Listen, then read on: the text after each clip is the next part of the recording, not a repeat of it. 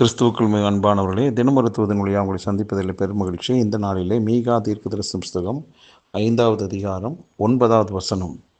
உன்னுடைய கை உன் விரோதிகளின் மேல் உயரும், உன் சத்துருக்கள் எல்லாரும் சங்கரிக்கப்படுவார்கள் என்று. அன்பானவர்களே, எப்பொழுதுமே ஒவ்வொருடைய மனிதனுடைய வாழ்விலும் பல்வேறு விதங்களிலே ரூபங்களிலே சத்துருக்கள் இருப்பது சகஜம். திரும்ப திரும்ப சொல்லுகிற வார்த்தையின் உன் வீட்டாரே உனக்கு சத்துரு என்று சொல்லும்போது சத்துருக்கள் எங்கே தான் இல்லாமல் இருப்பாங்க.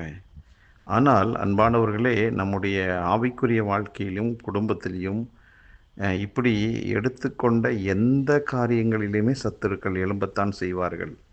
ஏனென்றால் இந்த உலகமே பொல்லாங்கனுக்குள்ள சத்துருக்குள்ளே தான் கிடக்குது. ஆனால் சத்துருக்களுக்கு முன்பாக பந்தியை ஆயத்தப்படுத்துகிறவர் கர்த்தர். ஆகவே எந்த விதத்திலும் தேவ பிள்ளைகள் தோற்று போவது, சத்துருக்களுக்கு முன்பாக சரணடைவது, மண்டியிடுவது தேவனுடைய சித்தமே அல்ல. அதை அவர் விரும்புவதே இல்லை.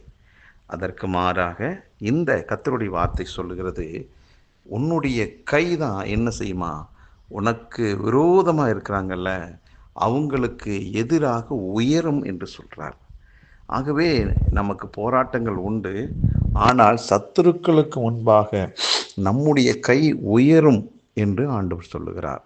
ஆகவே நீங்கள் பயப்படாதீர்கள். எவ்வளோ பெரிய சத்துரு வந்தாலும் அந்த சத்துருவனுடைய உயரத்தை காட்டிலும் உங்கள் கையினுடைய உயரம்தான் மேலோங்கி இருக்கும். பயப்படாதீர்கள்.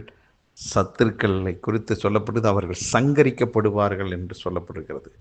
ஆகவே உள்ளே இருந்து வெளியிலிருந்து வரக்கூடிய சத்துருக்களின் சகல தந்திரங்கள், சூழ்ச்சிகளும் திட்டங்களும் உங்களுக்கு முன்பாக சங்கரிக்கப்படும். எதை கண்டு பயப்படாதீர்கள்.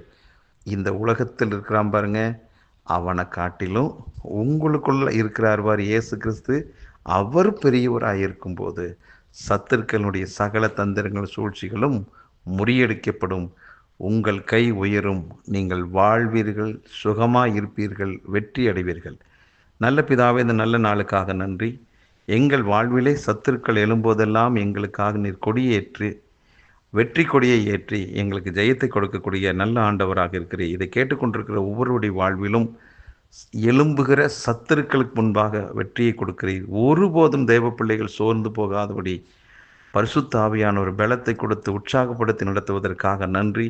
ஒவ்வொருவரையும், இதை கேட்டுக்கொண்டிருக்கிற ஒவ்வொருவரையும் இயேசு கிறிஸ்துவின் வல்லமையுள்ள இரத்தத்துக்குள்ளாக மறைக்கிறேன். சுகமாய் பாதுகாப்பாய் இருப்பார்களாக. இயேசு கிறிஸ்துவின் நாமத்தை ஜெபிக்கிற நல்ல பிதாவே, ஆமென்.